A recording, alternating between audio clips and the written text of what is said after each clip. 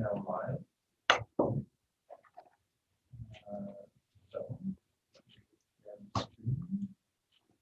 that's over here.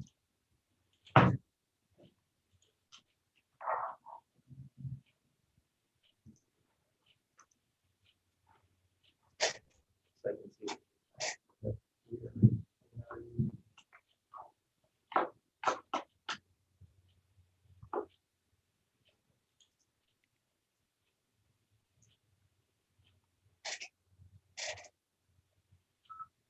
Okay, I think we're ready. So this being the first meeting of the year 2021, I will call the meeting to order, and under section 28 of the City Services Act, we'll be looking to nominate and elect a chair for 2021. I would ask the board if there are any nominations.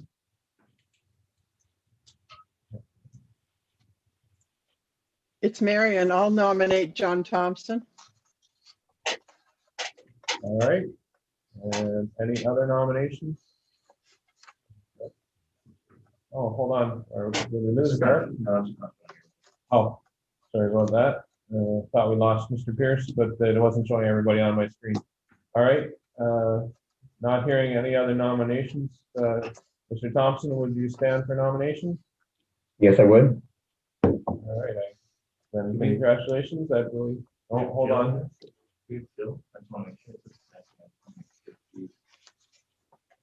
We're just gonna wait 1 second. Member Sampson, it appears is just connecting the audio again. It was up earlier, whether we lost her and she's back or what. I wonder, Craig, I think all of us have our agendas on another device. I wonder if it'd be better to not have the agenda on the screen and have the people there so we can see who's speaking to things. Yeah, the only issue with that is that we're broadcasting to YouTube live public. Gotcha. All right. So there's no way we can see the people and the I believe the agenda. the PC, if you have a PC, I believe you can do that. If you're using a tablet, No, I don't know. If it's on an iPad. Yeah. Okay.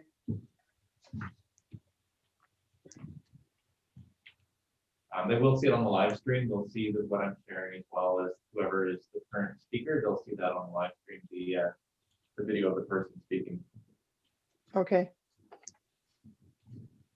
Just before we proceed, I'm still She may want to dial in. member. Oh, there we are. We have member Sampson back. Or we have audio now. Just to confirm, were you did you hear the proceedings earlier in relation to looking for nominations for chair, member Sampson? No, I didn't. Sorry. Oh, my apologies.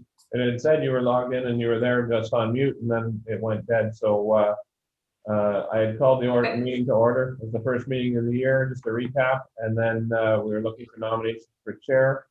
Member Kepke nominated Chair John Thompson, and there were no other nominations. And so, subject to if you have any nominations or if you wanted to suggest something, subject to that, we just move forward. Nope, that's fine. Thank you. All right. Well, I will turn it over to a chair for 2021, Mr. John Thompson. Thank you, Craig. Okay. Call the meeting to order now at 10:04. Actually, this is 10:08. We're safe. Welcome back, Dwayne and Tim as well.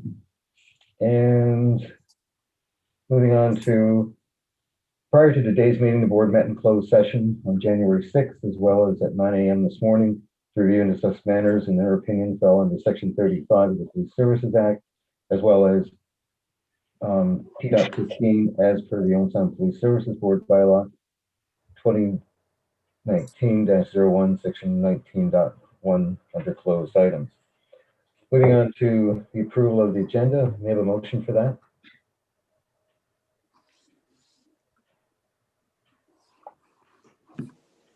I can move it. It's, Thank you, Ian. I'll second it. It's Thank you, Marion. Ian. I'll second. Thank you. Garth? Favor?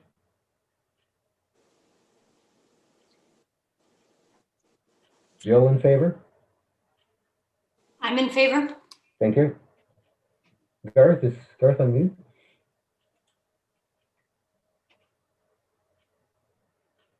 Yes, yes.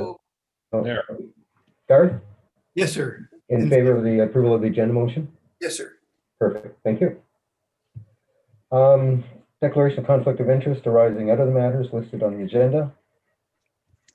Hearing none. Presentations, deputation, the public question period, seeing none. And need confirmation of the minutes of the public session held December 16th, 2020. Do a motion for that, please. It's Marion. I'll move the motions, the minutes with an amendment to a motion regarding funding, grant money funding. Okay, In that motion, it says the word "these grant monies." If we could just change that to include federal grant funding for training and education respecting the legalization of cannabis. So if there Okay. could be more detail in that motion, please. yes, for sure, we can do that. And is that will be sent to council separately as a separate motion then, instead of just being in the minutes? Yes, it would be. Okay, thank you. So I'll move those minutes with that Okay. amendment. Happy to second that motion. Thank you, Garth. Ian in favor? In favor. Jill in favor? In favor. Thank you. Is there any other business arising out of the minutes from December 16th, 2020? Hearing none. Correspondence received a letter from Mario Tomaso, who's the Deputy Solicitor General, and I think that I sent that out last Monday, so everybody had a chance, an opportunity to read it before today's meeting. Also, we received the Police Administrative Survey email, and the purpose of the communication is to inform us that the 2020 collection of data is canceled. This was due to organizations facing some very tight schedules trying to collect 2020 data, as well as colliding with the schedule of the 2021 collection. Same resources were working on getting both data collection period and within a short period of time, which presented significant risk to the quality of the data itself. As a result, they felt that the decision would have had relatively little impact or risk. So the bottom line is they're not going to be collecting data for 2020 at this point in time. We also received an email that talks about what policing can really be. And this email was for a private citizen who was very complimentary of the great community work and services providing.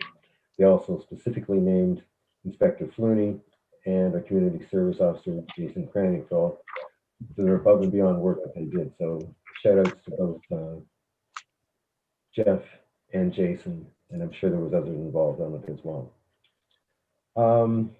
Moving on to the chairman's report. At our last meeting, we had correspondence from the Sharing Information That Matters to Municipalities. It was an AMO Municipality World Partnership. As requested, I contacted Melissa Clancy, the Human Resources Manager at the City of Owen Sound, to see if they were responding to the AMO request. Her reply is that we do not have a process in place and on what we may be doing with these things and these types of requests in the future. In the past, city staff have shared information with other municipalities on our practices and policies as requested. And going back to the earlier portion from the minutes, the cannabis grant monies, I'll be updating that motion and sending it out to council.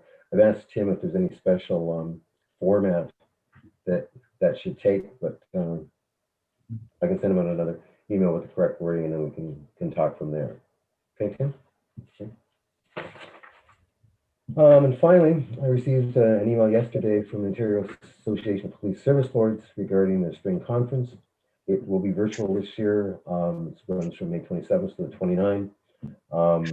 And I will be sending that email out to the board members to see if they want to participate virtually or not. Okay, moving on to any questions on any of the above. Moving on to reports from Inspector Bishop. Good morning, everybody. I will start with the criminal investigations branch. So for the month of December, there were a number of investigations of note on your report. There was a sudden death investigation of a 43-year-old Owen Sound man earlier in the month. Death, in conjunction with the office of the coroner, was determined to be as a result of an accidental fentanyl overdose. I'm going to speak a little bit more about that as we get into the drug report, but it is yet another fentanyl overdose for our city. And as we're seeing across the province, those numbers are increasing, and that's not a good thing. It was a fairly lengthy investigation conducted at St. Mary's High School with respect to a male student who was inappropriately touching some of the female students. The student was referred to a diversionary program as a result of that. And just as a side note, there were a couple of other charges laid in relation to that. As it appears, the student himself was the subject of some vigilante justice at the high school and was assaulted by some of the other students up there. So rather a convoluted investigation. But December 10th, detectives here, our CID branch, located somebody wanted by Grey Bruce OPP for violent aggravated assault, taken into custody, turned over to the OPP. And on the 20th, CID assisted with an investigation for an arrest warrant that required a Feeney warrant in order to get the male out of the house without further incident. The one on the bottom is significant, where it says substantial portion of December, members of the criminal investigations branch were assigned to a drug trafficking operation called Project Dragon. I'll speak to that as we move into the drug unit report, but there's a substantial amount of time. That was the primary focus of our criminal investigations branch through the month of December. Moving on to the drug enforcement report. Excuse me. Drug Enforcement Unit Criminal Investigations Branch conducted for most of the month of December a proactive project in cooperation with the Criminal Intelligence Service of Ontario, targeting people known to be selling drugs here in the city of Owen Sound. And just for your information, we are a member agency of the Criminal Intelligence Service of Ontario. And much as you've heard before, we're starting to take more advantage of some of the grant opportunities and provincial funding. So in this particular case, we applied for and received project funding from the Criminal Intelligence Service of Ontario to be able to conduct this local project targeting our drug dealers. So this was funded by the Criminal Intelligence Service of Ontario. As a result of that project, 10 people were arrested, 72 charges laid related to trafficking of drugs. And you'll see the results of that down below, about $4,500 in cash seized, as well as a quantity of drugs. And I'll just speak for a moment just about the fentanyl that was seized. You'll see 26.4 grams of fentanyl seized throughout the project. And perhaps that doesn't sound like a lot, but quite frankly, that's close to an ounce of fentanyl. And I just want to put that in perspective for you. What we don't know is the purity of that level of fentanyl, but and typically it is cut before it's sold. But just out of perspective, fentanyl is a drug that's extremely potent. If this were pure fentanyl, there's 1,000 milligrams in a gram, so our project seizure would be 26,400 milligrams. The generally accepted lethal dose of fentanyl is 2 milligrams. So that, you know, when you look at that, if it were pure fentanyl, and we don't know the purity of it, there's potentially 13,000 fatal doses that were seized.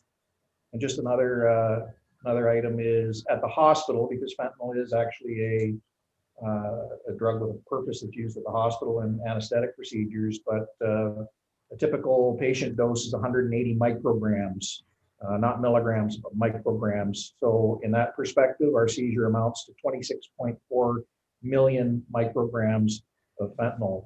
So although it sounds like a small amount, it's very significant, and I have no problem saying that that seizure very likely saved some lives here in Owen Sound. So quite proud of that, and that is a great operation that was very successful for our service here. what I've started putting on the back of the drug report, and you'll see every month going forward, is there's now an overdose report, just because it's significant, and I think it's appropriate for the board to know. So in December 2020, our service was involved in a total of 5 investigations involving drug overdose situations. There were 2 technically fatal overdoses out of those 5. One was the 43-year-old male mentioned earlier in the report. Second fatal incident was somebody else whose death was attributed to basically the complications resulting from drug use over an extended period of time. So one was an overdose and one was a death attributed to illicit drug use. The remaining 3 that we investigated in December were non-fatal. So subject to any questions you may have, that is the CID and drug reports. I will move on to. Sorry. I've got a question if I can go ahead. Go ahead again. So a couple of questions for Dave. Do we know how many overdoses or deaths there were in Owen Sound in 2020? I will have that for you next month. This is something we just started, and we have our CIB secretary is now monitoring and collecting all that information. So we will have that reporting for you. I'd only be guessing. I know we've had probably 4 to 6 just since about September or so. But I'll have that for you next month if that's okay. Thanks. Second question. Fentanyl is really, really scary stuff. And that's basically the biggest number in that report. I guess marijuana, but it's a second dollar amount, and but it's a quite a large quantity. So the second big one there clearly is I guess crystal meth. These are both really, really, really scary drugs, and now it's pretty clear that they're in our community in a big way. We're not the only community in Canada that's suffering this. What supports are we getting from the federal government? What lobbying are we doing to the provincial or federal government to deal with these issues? Because frankly, it is a crisis. A lot of the media, of course, has been dealing with COVID, and we haven't really had a death, touch wood, in Owen Sound and COVID, but yet we're losing people for fentanyl, and it's not necessarily the people on the street that are dying. It's people that maybe were addicted by prescription to oxycodone a few years ago, and that got pulled off the market. Now what do? They're finding illegal drugs to try and deal with that issue. It just seems to me that we've got a huge crisis that's an addiction crisis. It's a lot more than, and absolutely a lot more than policing, but it's where it seems to fall. Do we have any programs coming? Is there any lobbying we should be doing? I think it's scary, and I don't see it getting better. Chief, do you want me to address that, or do you want to start? So, I mean, that's we could probably talk for an hour about the opioid crisis that's going through essentially the world. It's huge in North America. The fentanyl piece was really the biggest, most scary one that started coming into Canada. I shouldn't say that. There was patch abuse. The medical fentanyl patches have been abused for years, but where we really started to see the hit from this was in around 2016, 17, and that's when bootleg fentanyl started coming over from Asia. So lab manufactured non-medical fentanyl, and it really began hitting in the Vancouver area. It kind of wasn't a thing in Ontario, and then all of a sudden back in about 2016 or 17, for whatever reason, Peterborough area and Waterloo region kind of started off the whammy that sort of jumped a lot of the western provinces and then started hitting in Ontario. And I think in that first year there were close to 90, I'd have to go back and look, but just in Waterloo region, we had something like 90 fatal overdoses in 2016, 2017 area. Huge number when you think that, there was 4 or 5 fatal collisions and, 90, a couple of homicides, but 90 people died as a result of fentanyl. So it's not surprising now that this is spreading across the province. So this isn't necessarily an Owen Sound thing. It's it's all across the province. And there are a lot of programs being looked at in terms of, and again, we could talk for a long period of time, safe supply programs and different things that are happening there that the police are very much in support of in terms of trying to find a solution that's going to save some lives. So in terms of how much traction it's getting with the federal level, I think the chief's a little bit more involved in that aspect as far as where it's headed, but it certainly is a problem deserving of our attention. Locally, I can tell you our intent or our hope is to run some projects like this, hopefully a couple of times a year as we move forward, to try and keep at least the trafficking portion of it under control as best that we can and try and make an impact on that side. So from the chief's level, the OACP and the CACP have both come out this year with statements regarding the possession of illicit drugs and moving forward with that and decriminalization of certain aspects of that, as well working with the locally working with the opioid response plan and Great Bruce Health Unit and all of our other partners, looking at other options and other ideas on how to deal with it. I think one of the biggest issues that we have to deal with is the stigma associated with substance abuse. And if we can eliminate that stigma, then we can start looking at some of the other solutions with our partners. So there are a number of things on the go and discussions ongoing with the opioid response plan people, and hopefully we see some movement on that this year. Maybe I'd add one other thing to that is you're probably seeing artificially low numbers, and that's due to naloxone, the availability of naloxone. So not only do our officers carry it, but it's widespread out in the public within the drug use community. And very often when we're attending these fatalities, there's naloxone that's on the counter. I mean, the problem is there wasn't somebody there to administer it, or the naloxone didn't work. But I mean, absent of that, we know anecdotally that naloxone is being administered fairly consistently, whether it's by a family member or a partner or somebody that they're using drugs with. So absent of that being out there, I tell you those numbers would be a lot higher. Yeah, it's just not enough. Thanks.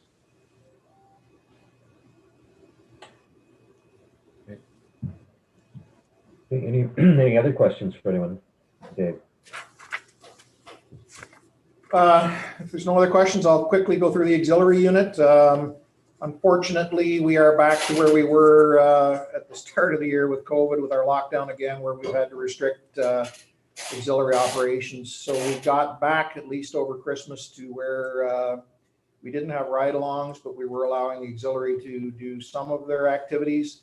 So for the month of December, you'll see in your report the auxiliary, the annual Salvation Army Christmas food drive went forward. Again, at Food Basics, Metro, and Zehrs, the same as it did last year.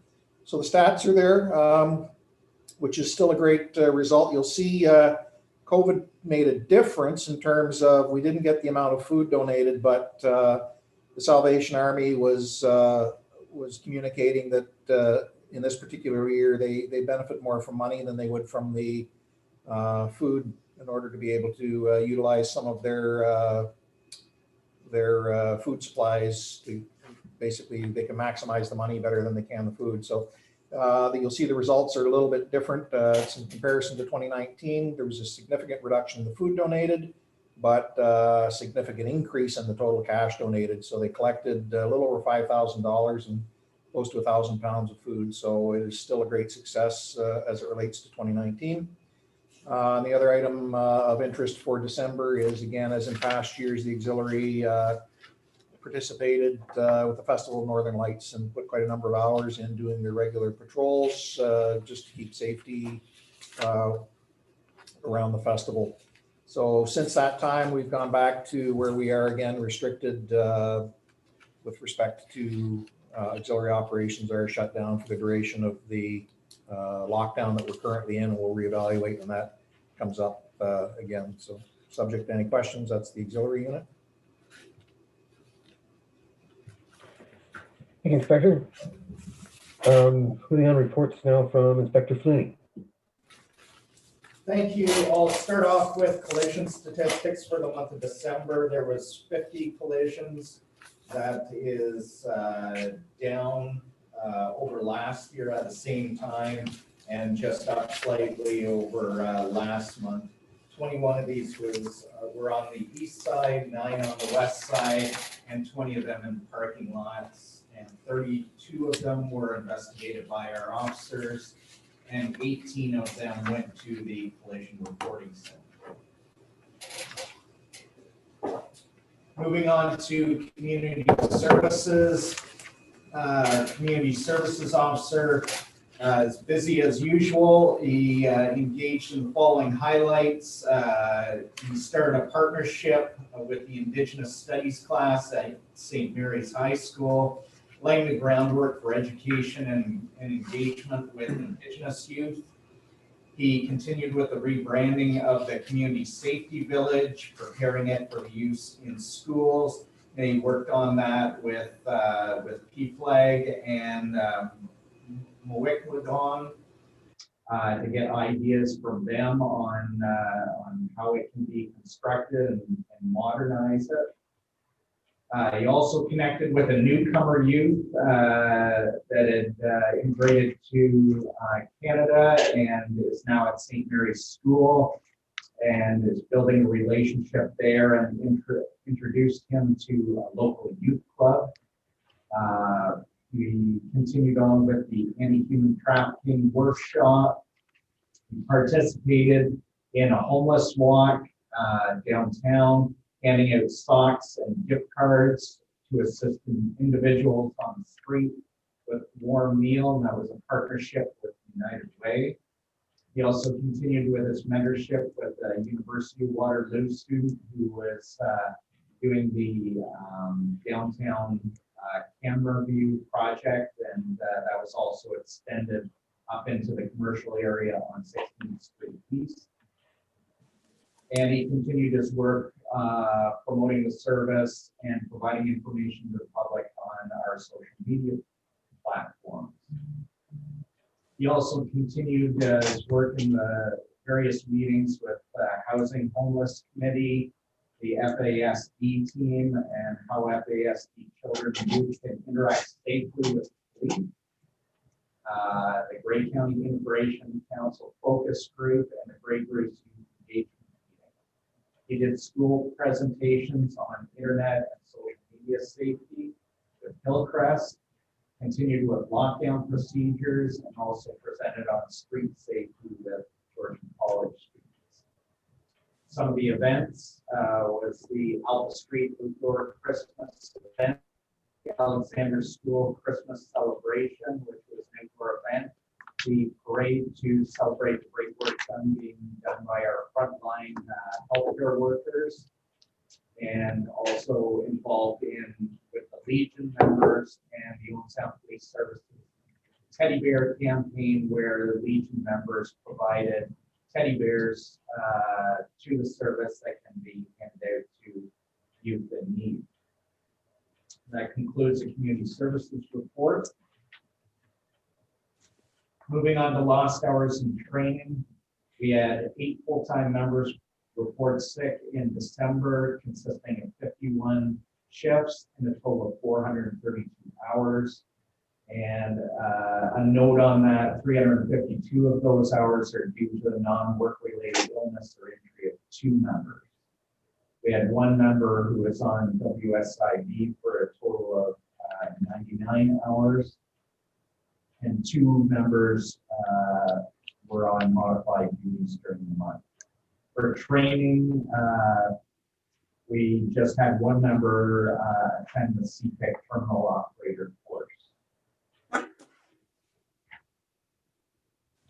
And moving on to traffic enforcement, we had 69 highway traffic act charges laid, 71 cautions, 118 criminal charges, which is up over last year, 72 bylaw charges, which is mostly in relation to the winter parking bylaw, people parking on streets during the nighttime, and 96 hours of foot patrol. We had 6 on-duty ride checks and 4 provincially funded ride checks involving 26 officers, 373 drivers checked, and 1 impaired driving charge laid. We had 2 other impaired driving charges laid, 1 alcohol and 1 drug that were during regular patrols. And that concludes my reports. Thank you, Inspector. Now we move on to reports from Director Flooney. Dave, are you going to do those? Yes, I'll be doing them on behalf of Director Flooney again. So very quickly, our board bylaws, in December 2020, we had 3 total taxi driver's license issued and renewed, and 1 new taxi transfer license issued. Just out of interest, that's identical to our December 2019 stats. I think it's just coincidental, but just as comparison. And then we had no adult entertainment licenses issued during the month of December. Next report is the courts. Total of 5 prisoner transports done in the month of December. This is again related to our COVID changes. Just out of comparison, December 2019, before we had COVID, there were 72 transports. We're down to 5 for this year. 53 video or audio appearances occurred, which is the new normal. So our people in custody are making their court appearances via video or audio. Total 4 meals provided and 815 hours of special constable hours done. Just out of interest sake, we're down a little bit. Special constable hours in a normal year where we were fully staffed in courts is close to 1,100. So we're about 300 hours down from where we were last year, again, related to the COVID changes. That is it for the court report. And finally, report on the records branch. Local criminal record searches being completed, sent back to the individuals within 1 to 2 weeks of submitting them. Total of 4,248 bulk searches completed for December 2020. And just as comparison, back 2019, that was 2,987 bulk searches. So we're up about 1,200 bulk searches. Some of that will be related to the cell block monitors doing their work. So those are the ones, third-party records checks that we are paid for, so that's good. And the other thing I'll point out is back in December 2019, the criminal record checks were taking about 3 weeks to get back to the individuals. We're down to about 1 to 2 weeks return time now. So improvements made not only in the numbers, but in the amount of time to get your record check back. So that's all good news. Subject to any questions, that is Director Flooney's reports. Thank you, Inspector. Moving on to Director John Matheson for your reports. Good morning. Morning. For December, our calls for service in 2019 were 1,118, and in 2020 we had 1,196. Our busiest days of the week in December 2019 were Monday and Tuesday, and in December 2020 they were Monday, Tuesday, Wednesday, and Thursday, so a little bit more consistent across the board. Our busiest times in December 2019 were 8 a.m. to midnight, and in December 2020, it's 8 a.m. to 1 a.m. with little spike between, and I've got 3 and 4 on the report, but it's actually between 4 and 5. So our year to date in 2019 was 16,592, and in 2020 it's 16,906. So we're looking at preliminary report right now as we're looking at a 1.8% increase for 2020. Any questions? Cool.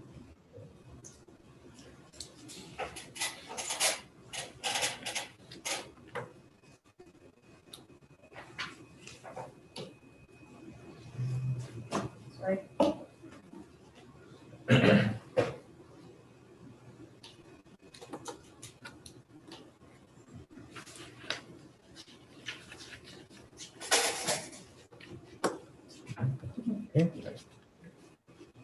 Thanks, Director.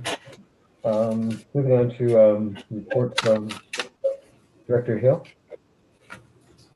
For the month of December, we worked on a number of RFPs with Cobra Dispatch. That was a renewal for dispatch services that has gone to their board. We had a cybersecurity investigation that was fairly involved with the Westbury Police Service with a report to our Optic Police Security Committee. We've been working on their CAD upgrade for 9.4. This happens approximately every 4 to 5 years. We've actually completed that just last week, but there is substantial time and effort involved in December for getting that ready. Automatic license plate recognition system. Unfortunately, we have had some delays due to COVID-19 with getting the technician up. It's actually physically installed and the software is there. It's just some final upfitting, and we're essentially waiting for lockdown to do some changes with their company. We're busy procuring equipment for the human trafficking grant, not just for ourselves, but our partner agencies in Gray and Bruce. I just have a slide here that I was able to get this morning. Just on the screen here, I have a update for our Next Gen 911 trial. We've been able to proceed despite COVID lockdown, everything. We're actually first in the country right now. We've been working with Sherbrooke 911 primarily, along with Bell Mobility. The landline testing has been done, as we're just working on the mobile phone portion. The reason we've been working with Sherbrooke is we require more than one agency to test upstream and downstream calls to simulate transferring to other police and fire agencies back and forth, as well as with our vendor to ensure we have a rigorous certification prior to go live in the next few months. IT members took approximately 3 weeks combined leave during the month of December. And then in January, we were right into our CAD upgrade, which we completed last week. So that is my report for December. Thank you, Director. Appreciate that. Can I just ask a question, Yes, please? absolutely. It's Marion. Can you tell me what the percentage of completion on the NG 911 is? Just in regards to our service, it's 93.3%. OPP is about 88. Most people that are in the budgeting stage and early procurement are in the 0 to 60%. Bell has essentially milestones you have to hit, and then they give you a percentage. The chart is much, much larger, but they typically don't show those that aren't in the active voice trial just because there'd be so many and they'd be so low. There are a number of people getting involved, but they're at the very early stages. We're still aiming for second quarter of this year to go live. So our service, along with all of our partner dispatch agencies, would receive those benefits and allow us to complete our phone upgrades. And then when OPP and the others on board with that, they will gain the additional information. We're also still slated later this year to begin real-time texting, which is essentially a live chat, which enables our dispatchers to see what the other person is actually typing before they've even sent it. So it opposed to a message back and forth with a timestamp, it's actually a real-time thing that'll allow future video and audio, or video and files as well. So. Okay, thanks for that. And this is comparators across Canada, is that correct? That's correct. It's actually from Bell Canada. Primarily, Bell deals with, I want to say Alberta, everything east. TELUS does have some in BC, but it's fairly basic with their enrollment at this time. They are approximately 70 to 80%, but they're not quite up the level of the Bell ones just yet. Thank you. Any other questions for Director Hill? All right, as there was no request for action on any of the above reports, and they were provided for information that we placed on the file with the minutes of this meeting for future reference. Moving on to item number 15, financial reports from Chief. Yes, thank you very much. These are preliminary numbers to the end of December 2020. There's still some invoices coming in. There's still some expenses that have to be added in, but this is a rough estimate as to where we sit at the end of the year. And you'll see that we're under budget by, it says approximately 124,000. There are a number of adjustments that need to be made, but certainly it won't come back, well, that number won't go back to zero. And we certainly won't be going over. It's difficult to look at it and break it down line by line. One of the reasons is this year, because of the leap year, there were actually 27 pay periods. So although the actuals and some of the line by lines are over budget, there's an accrual expense that that's been calculated over the last, I think it's 10 years when I'm speaking to Kate Allen at the city, so that there was coverage for that extra pay period, so that there was a good portion of the, the pay itself was credited back, and then a portion of the benefit coverage so that it was so that it would balance out. So when you look at some of the lines, they seem off, but the overall totals, once those accruals are added in, you'll see in the breakdown for each one. Just to highlight certainly the variance in the officers, the police officers. You know, there were some salary gaps for replacements, and there's been some remuneration from WSIB that wasn't totally expected. And when you look at the actuals for police civilians, there's been an increase in overtime that was related to absences and covering those absences for people that have left, people that have been off sick, as well as part-time wages for records and data entry, covering absences. So, but overall, the total numbers and the bottom line are such that that we are in a good financial position compared to our budget for 2020. Subject to any questions.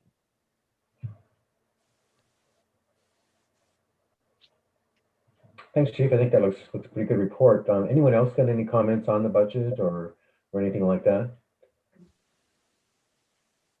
That 124,000 that were under budget, how will that be utilized?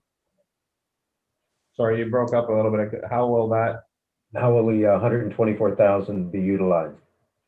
So as I explained, there are a number of items that still need to come in and get paid for, and you know, covering off those. And then once that's done, I believe the city is going to be looking for a return to as they have a number of other areas that, as a result of COVID, probably weren't meeting the revenue expectations. So it will be returned to the city at this point.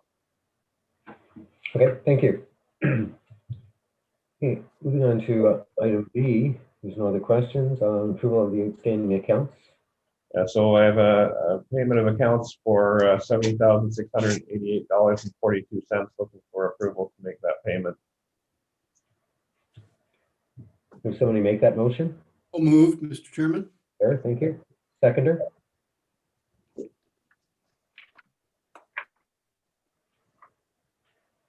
Seconder for Garth's motion. I can second. It's Joe. Thank you, Joe. Ian, in favor? In favor. Marion, in favor? In favor. Thank you. Moving on to item number 16, operating reports from the chief. So my first chief's activity report, certainly it's been a busy month. I took some holidays in December over the regular holiday season, and I don't see it included in the agenda, but there are a number of activities, and one of the highlights that I would suggest is as the second wave of the pandemic ramps up, I've taken on the role as the police liaison for the vaccine distribution task force for Grey and Bruce. So that will take up some time moving forward, starting this afternoon. So, but subject to that, my activities are outlined there. Subject to any questions.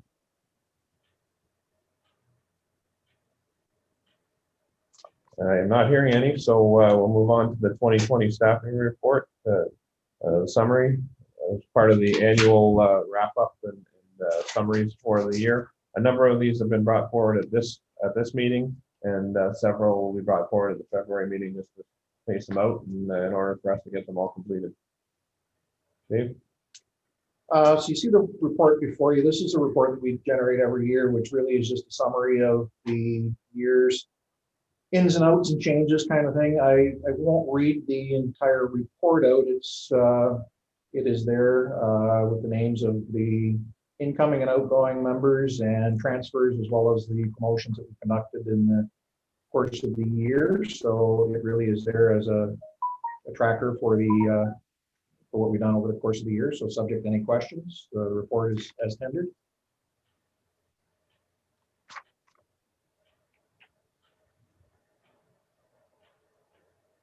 We have an order for the rest of them. Yeah, so it's good. If you Okay. Next report is our 2020 public complaints stats. As you're probably aware, the Office of the Independent Police Review Director is the provincial body, which is the intake clearinghouse for all public complaints lodged against the police. So for the year 2020, a total of 6 complaints were initially received by the OIPRD. And I say initially received because that means that it doesn't necessarily mean it was classed as a complaint, but they took in basically 6 complaints.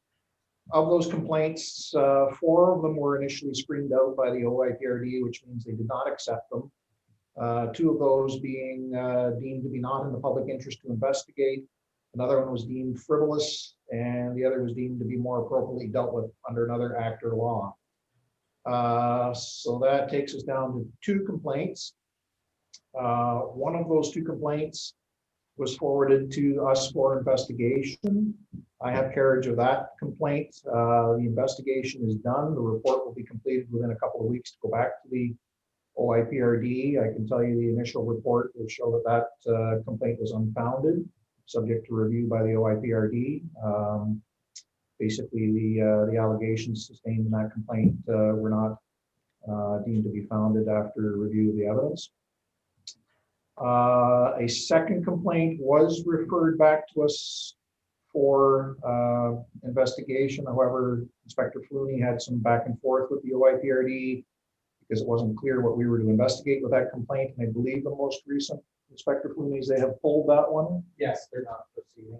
So they have not proceeded with that. So essentially our 2020 report is we've only had 1 complaint that required investigation, deemed to be unfounded. That's very good stats, I will tell you, for the size of the service and the number of interactions that we have with the public. To be that low in our number of complaints is pretty impressive. So I'm happy to report that that is our complaint stats. Subject to any questions? Great report. Secondary employment. This is something that by contract and procedure is a requirement for anyone that's going to be seeking employment outside of the service. A secondary employment requires permission of the chief, so we can make sure that there's no conflict of interest with their roles and responsibilities here at the service. There was only 1 secondary employment request forwarded to the chief this year. It was one of our newer part-time data entry clerks, requested permission for secondary employment, and it was approved. There are members of the service that we have that sit on boards and committees by virtue of their employment with the police service who do not apply under this policy, but all requests in relation to that were subsequently reviewed and approved. So only 1 secondary employment request for 2020 that was approved by the chief.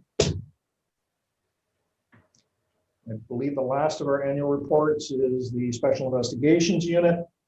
As you're aware, the Special Investigations Unit here in the province is responsible for investigating any allegations of potential criminal misconduct with police officers. So there's a mandate specified by legislation for certain types of calls and incidents for which we notify the Special Investigations Unit, generally related to a significant injury that's occurred during interactions with the police. So for the 2020, there was only 1 occasion in September of the year where we contacted them because there was an injury that could have potentially invoked their mandate. Due to the circumstances of that, they chose not to. In other words, they were not concerned with the initial report of the investigation. So that is the only interaction we've had with the Special Investigations Unit. So there are no investigations being conducted by the SIU as of for 2020. Again, very good to be in that position.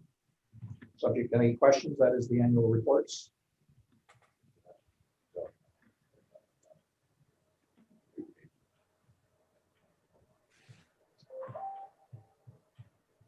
Okay, and then just the 2020 annual site assessment by the Ontario Sex Offender Registry. They were here and visited in November. November the 16th, their support member conducted a site assessment here. Special Constable Corey Fernando was in charge, and on that date, our compliance was 92.9%, below the provincial average of 96%. But I will comment on that we have a lower number, so if there is anybody that's non-compliant, it certainly skews the percentage when you only have 56 offender records. So there were two individuals that were deemed to be non-compliant, and that's the same as last year. And there was a result of moving outside the jurisdiction and not being able to be located and not registering in the new jurisdiction. So there are follow-ups that have been done, and that's the same as last year. So subject to any questions, I think it's recognized in the letter that Special Constable Fernando does an excellent job looking after the sex offender registry and management, and that's reflected in our overall results, even though the percentage may seem a little bit skewed. Subject to any questions, that's the list of annual reports that are completed for January. The remainder of the items on the agenda for the annual reporting will be completed in February in order to break it up and to allow us time to get them completed. There's no other comments. Then just moving to an update there was a January 11th, 2021 council meeting for Grey County, where I presented to the Hanover Owen Sound Task Force on policing issues, located by Zoom, and completed a PowerPoint outlining some of the issues and concerns related to putting all the services within the city boundaries, and the results and how that causes issues for policing. Very similar between Owen Sound and Hanover, just on a smaller scale as far as the violent crime index, all those things that are concerning as a result of all those services and things being located here. So it was a bit of an eye opener for Grey County. Some of the members, just to say exactly that when you build things and you provide those items, there are other attributing things that are associated with that, and drives police calls for service that need to be considered as well. It also touched briefly on the courts and the cost of maintaining court security falling to the municipality for a much larger jurisdiction over 2 counties. And so there were portions of 2 counties. So that was a part of that discussion as well. And that's the update from that task force presentation. Much of the information you would have already seen in several of the PowerPoint presentations that we've done for either council or the police board. Great, thanks, Chief. Anyone have any questions for the Chief on that item? I guess the other thing too that I just noticed from the agenda, the Chief could also give us an update on the city managers in your meeting with GCI regarding the court security funding.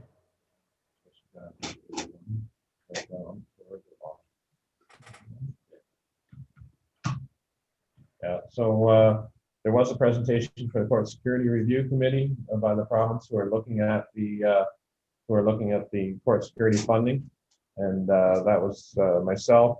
The Chair Thompson also attended, and City Manager Tim Simmons attended, and this is just a brief overview of the presentation that was presented to them, just highlighting some of the concerns and the fact that the court's located within Owen Sound municipal boundaries, and as a result, the court security falls to the municipal service, but it serves a much larger area. Go to the next slide. Sorry, next. So if you look at that slide that's on the screen right now, we cover North Bruce Peninsula, South Bruce Peninsula, Georgian Bluffs, Chatsworth, Meaford, City of Owen Sound, Southgate, Grey Highlands, and half of Blue Mountains.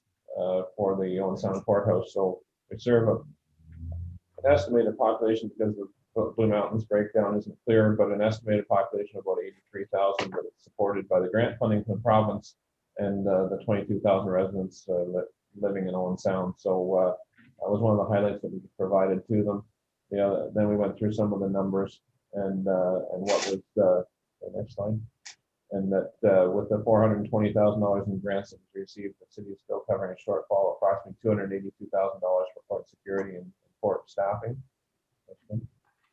And we just went through some of the potential results. If there was no, we're looking at a budgeting increase of 2.73% this year, but if there was no grant funding received from the province, moving forward, that would raise to an 8.28% increase. So hopefully the message was clear to the consultant that the situation here in Owen Sound is such that there has to be some more equitable way to provide the court security service within the municipality or within the counties than burdening the municipality.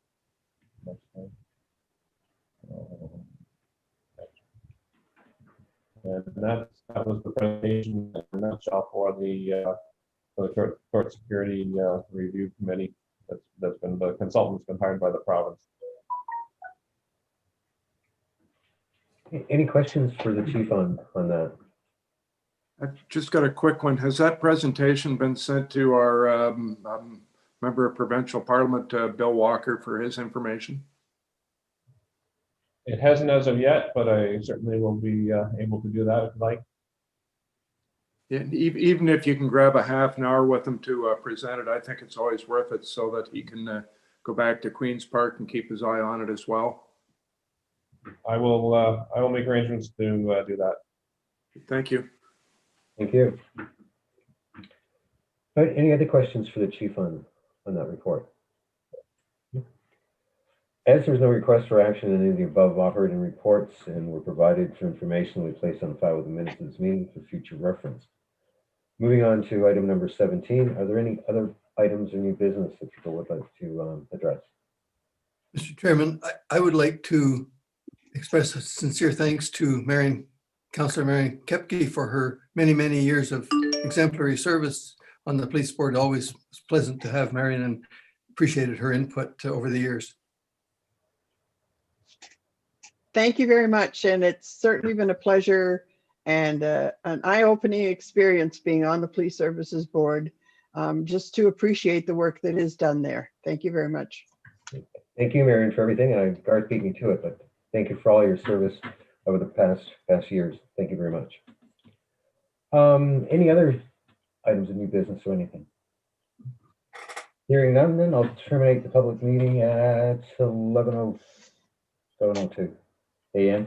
And if you want to log out of this meeting and then log in, you'll have the balance of the closed session on, I guess it was the third meeting invite that Craig sent out. We'll see you then. And thank you, Tim, and thank you, Dwayne, for participating. Much appreciated.